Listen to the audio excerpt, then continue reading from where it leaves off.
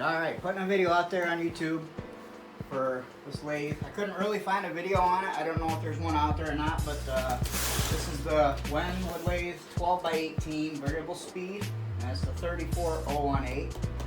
And we're going to open this thing up and see what comes inside, and I'm going to give a little unboxing of this lathe. Can't really give it a full review until I use it for a while, but we'll get her opened up and we'll go ahead and turn something on it tonight. I think I'm going to turn a little mini bat for somebody. Got some white ash. I got a little round blank over there I made. And turn that on there. But let's get this thing opened up. See what we got. Alright, so got the manual. Lots of styrofoam. Gotta love the styrofoam. I still don't know what to do with this stuff. When I get it in the mail, I can use the boxes and everything, but the styrofoam's about worthless. Anyways, I'm not gonna fight with this.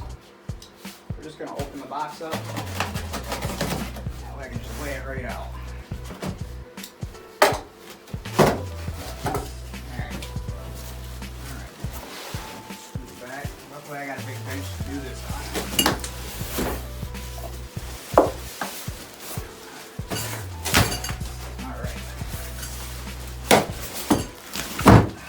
Set on there, it's 80 pounds for a shipping weight. Okay, it comes with this little thing you attach on the back and hold your tools and stuff like that. I already got a stand I made from my previous lathe, and I like the design, so I'm just going to stick with it. Second piece of styrofoam. We'll get this off the cardboard, get the cardboard out of the way.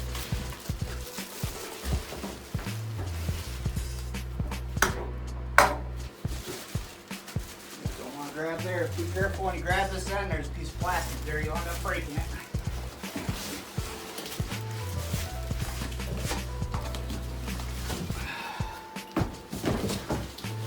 One with this lathe because it's variable speed. If you're going to be new into the world of turning, I learned real quick, like within the first, 4 months, variable speed is going to help. Big time. Because when you get a bigger piece, I turn a lot of firewood and stuff like that, and it's always out around. And if you can't control that speed right off the bat, when it goes to take off and you don't have a set speed on it, like these other lathes, you can set it down to the lowest speed you want. It's still going to shake all over the place. This one you can actually turn down as far as the lathe will go. And you can just work on roughing at that point. So we'll get this wire out. I'm going to be a little bit quicker than a lot of other videos that you see. I know that you're clicking on it because you want to see what the lathe's about. So I'm going to show you what it's about. Okay. Just turn it down. Alright. See that knob right there? That controls, that holds your tool rest down. So the trick of this, a lot of people say, oh, it gets in the way. I don't get it. It pulls out. You tighten it down, and then you pull it out, and you can rotate the handle without loosening this. And then you can just tighten that down, loosen it. This, of course, works really well. It's all covered in shipping oil and stuff like that. I'm not going to clean it tonight. I'm not really worried about it. I got some wax over there. I'll just come down with some rubbing alcohol and clean it. Wax the bed like it needs to be done. Let's dig into it here. You got the RPM reader up here. That's going to tell you how fast your spindle's turning. Alright. This knob right here, that controls it. Of course, it's got a safety thing. You pull this yellow thing out. You got kids around, you don't want it, they're in your shop, you don't want them accidentally kicking it on. It won't turn on without that in. See? Open up the first bag here. Okay, so we got our knockout bar. Goes into the tailstock on this end. It sticks out.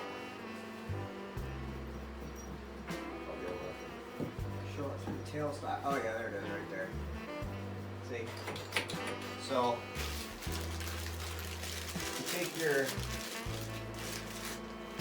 take your live center out like this. You put it in, and that's in, right?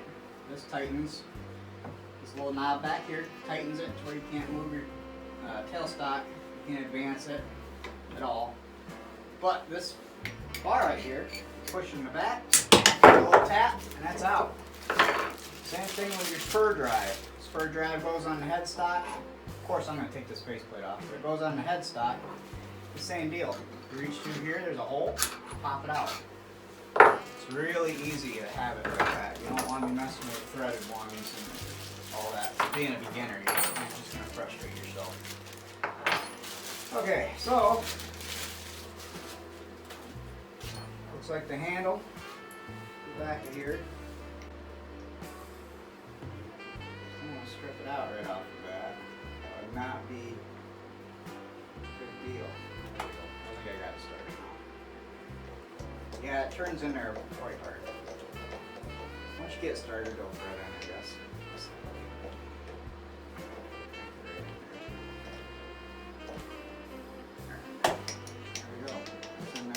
That advances your tailstock forward for like drilling and stuff like that.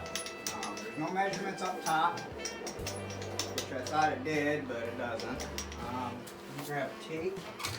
It advances 2 1/4 inches from the cast iron of the tailstock to fully out. 2 1/4 inches. Alright, so first thing I'm going to do is I'm going to take this faceplate off because I've got chucks and everything else. Once in a while I'll use a faceplate, but normally I use just my chuck. Looks like it's only got one wrench. I don't like sticking bars in there. I'll show you how this is supposed to be done. You can see that. Let me see. Alright, sorry about that, folks. My wife had to come and check it out, my wife and my son. Anyway, let's get on with this. The way they want you to do this is, see that hole right there? I don't know if you can see that or not. You stick it in there, and then you put this wrench they sent with it in there. And you don't want to, oh, that one was loose. Usually they're so tight, and if they do tighten up like that, I'll kind of crank it down a little bit. If they do tighten up, you just set it like that, and you keep pressure down on it, and then you just take your hand and you pop it. Just pop.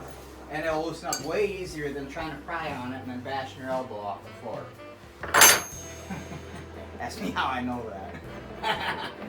Anyway, there's the faceplate. Looks like a 3-inch faceplate. Got 4 screws, and you screw that to a flat piece of the wood, and that's what holds the workpiece for you, so you can kind of get it round. And sometimes it comes in handy. Most of the time you can get away with just using a chuck. But yeah, it's a 3-inch, 3 1/8 really. But so that's the faceplate that comes with it. I'm gonna go hang it over here with all my other adapters, and we're gonna put the live center in on the tailstock, dry spur in.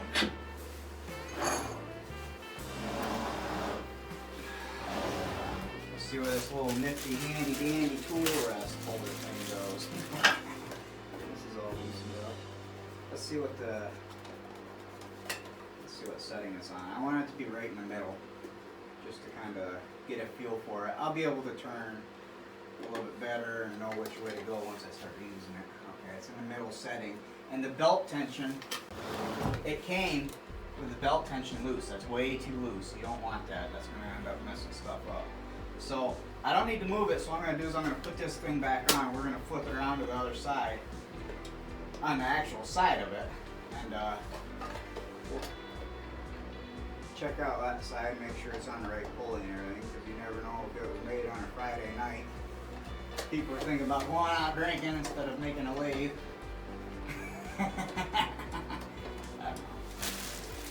I know it's a real thing with cars anyway. Oh yeah, we're going to put this on real quick. Let me see.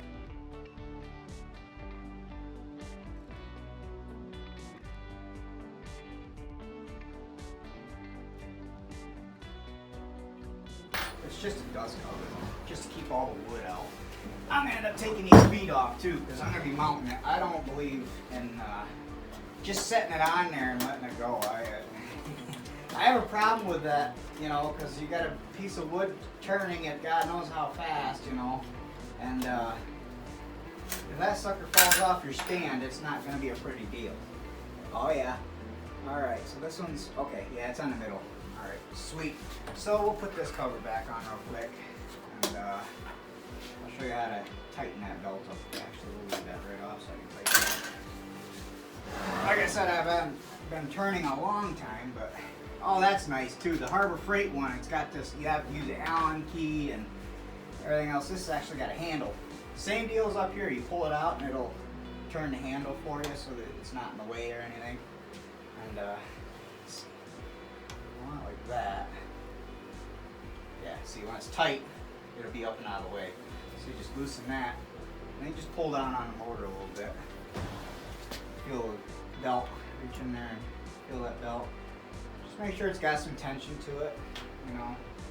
Ain't gonna let it move about 3/8 to 1/2 inch. We'll call it that. Now all you do is tighten that down. Tightens down good.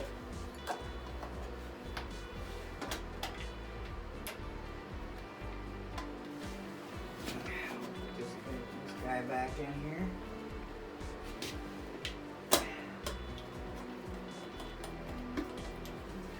Yeah, I tried going cheap. I bought one of them Harbor Freight lathes, and then I got to researching about, hey, what would happen if I wanted to make it a variable speed? You don't even want to go down that aisle. It's going to be a big headache. Okay, that's where that goes. Bigger Allen key goes there. Little Allen key goes there. There's 2 little holes in there. They all match the size of the Allen wrench. So, and of course, I got one for the live center and spur drive. But like I said, I'm not going to be keeping that there, and then the wrench just drops in there. So, now that we have this all the way I want it, I'm going to tip it up. I'm going to take these feet off, because I'm going to mount it to my stand. And it looks like they just unscrew right off of there. And all I'm going to do is I'm taking some hardened steel screws that I got. I'm going to run them right through the top, right into my stand. And that'll mount it right to it. You don't have any problems with it. And it does have an overload protection if it does pop a breaker or something on the lathe. Everything else is working on your breaker, and all of a sudden this isn't. Press that little button right there and it'll reset it, kind of like the power bars. Alright, so now we got the feet off of it. Oh, details. This is a Morse taper. 2nd generation, MT2. That's what these are, the tailstock and the headstock. So that's what these little taper guys are. You noticed, I don't know how new my viewers are going to be to this or not, but if you look at tapers. And the 1st generation, I'm not sure exactly how it was different. I'm guessing it was a different size than these. But with this lathe, you're going to want to order everything MT2. Like this guy here. Let's see if we can get it on camera.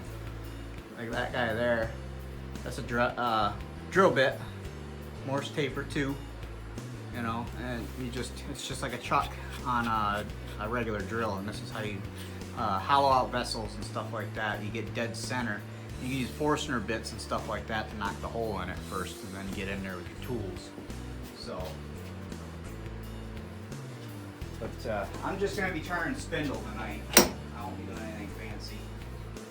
That feels pretty smooth, the tool rest. Tool rest, I looked up the specs on that. This is a 1-inch tool rest. A lot of people complain about not being able to find them, but they sell them. It's just 2-piece sets. You got to buy the piece that goes in there, and then they got a bolt that holds this end down, and they're higher end pieces. I'm not going to really change it from here. This thing will do just fine for me unless it breaks or something, which I'm highly doubting that that's going to break. Alright, so, I'll knock this back out. Alright, so, for this end, these threads that's where your chuck's gonna screw on, or any other type of tool that you got. Just screws on right there, like that. And this is a 1 inch by 8 TPI, 8 threads per inch. That's the size of it. If you can remember them numbers, just write down 1 inch by 8 TPI on your piece of paper. And that'll be all the accessories you can use on this. So for all the accessories, you're gonna look for the 1 inch by 8 TPI. And then for your other pieces, like a wider live center, or that drill bit I was showing you there, stuff like that, that's gonna be the MT2. So that's the two things you're gonna wanna know for this lathe. And that's another reason why I bought it, is because a lot of the stuff that's made nowadays is made with them sizes, so you can get the most popular stuff from it, you know. Alright, so I think I got it all together for the most part, and what we're going to do now is I'll shut the camera off and I'll switch it, and we'll be over here on my stand after I attach it. I'll be right back. Alright, I'm back. So I got it mounted, got the screws in. It's pretty sturdy, a lot sturdier than what it would be. I think I'm going to run one more board across the front just to kind of sturdy it up just a wee bit more, but at least I know it's not coming off of that stand. So basically you want to prep yourself for a piece of wood for your first piece of wood you're going to put on there. You get a square, you put X's on each side from corner to corner, and then you take a drill bit and you drill a hole in it. And just be careful how deep you drill, because if you drill too deep, it'll show up on your piece after you turn it. You don't want to do that. So what we're going to do is I'm going to turn this on first. We'll give it a run through, and then I'll get my mask on and we'll start turning this a little bit. See if I can make a bat out of it. This is the mask. You're going to want to use something like this, you know, something that's going to be able to take a hit. And you also want the filter, because when you're sanding or turning, it releases stuff from the wood that's not really good for you. And every good wood turner will tell you that you need to protect yourself from it. Another thing, people have turning smocks and stuff like that. Well, it's winter time right now, so I have this coat. Zips all the way up right to there, and the mask comes down to here. So it covers everything. If you don't do that, you'll get stuff all down your shirt and stuff, and that's not pleasant, trust me. You'll get a bunch of it. So let's fire this up real quick, and okay, that's all the way down. RPMs clicked on. Okay, so on the mid belt arrangement, you're at 1,000 RPMs turned all the way down. That's going to be roughing. I mean, it's even just a wee bit too fast for this for my taste, but I'll run it anyway. But if you're going to be turning bigger products and stuff like that, you're going to want to step the belt down to the slowest speed. And the speed settings are right up here. They got a little diagram for it and everything. But let's turn it up. There's 12. I don't know how loud it's showing up in the video, but it's just a whisper here. Trust me, it is. If for some reason these things are showing up as really loud over people's videos, and they're not that loud at all. Alright, there's 18, 2,000, 2,500, and that's about where it caps out with that belt arrangement right in the middle. I can get faster speeds out of it, or I can get slower speeds out of it if I change that belt to a different pulley. So you just gotta mess with it a little bit and get used to it.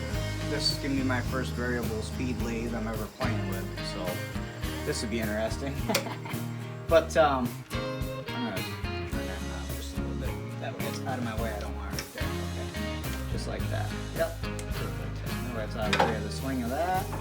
And this, if you tighten it that way, it's gonna be in your way. I always tighten it towards down, out of the way, because you're gonna be in here. That's what this groove's for. Just to hold your tool. See how your finger fits in there all nice like?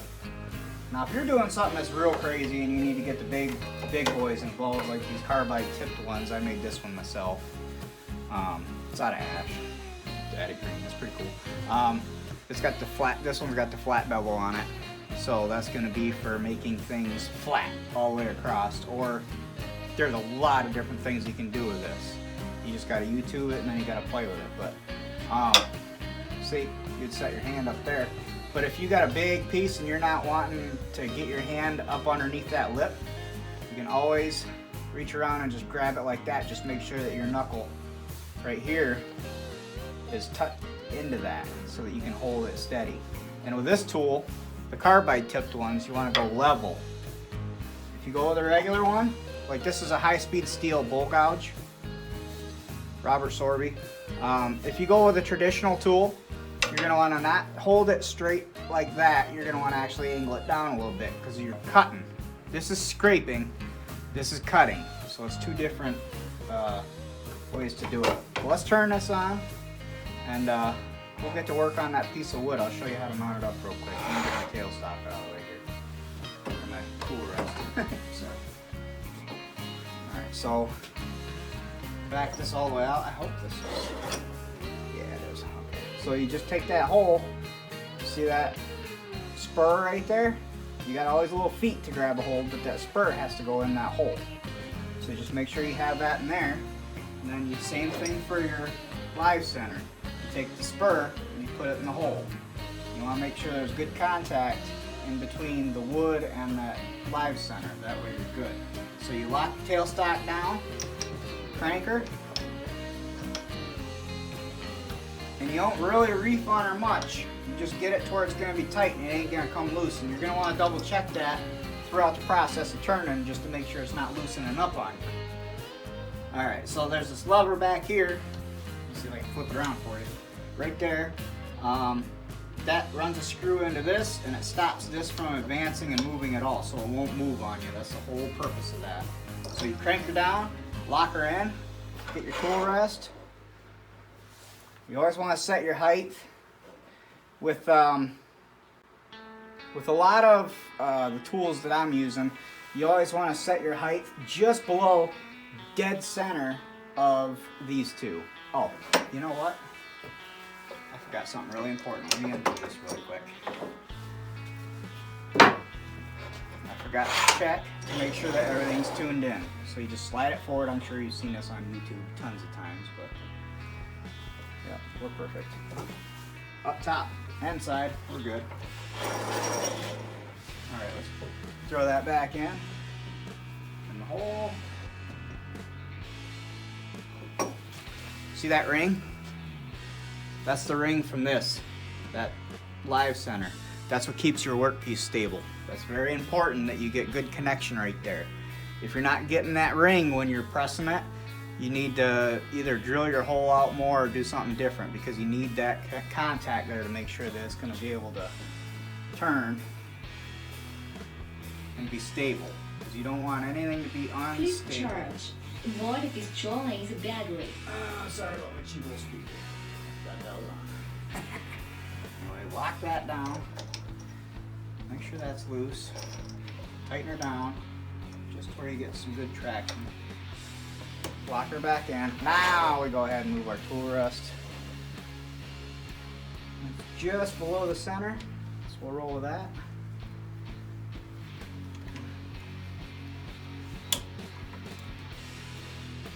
Alright, so that's the lock position.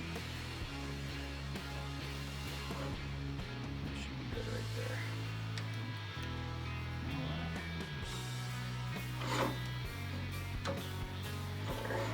I tightened it just a little bit more than I had it before, so it kind of messed up my alignment on that little knobber.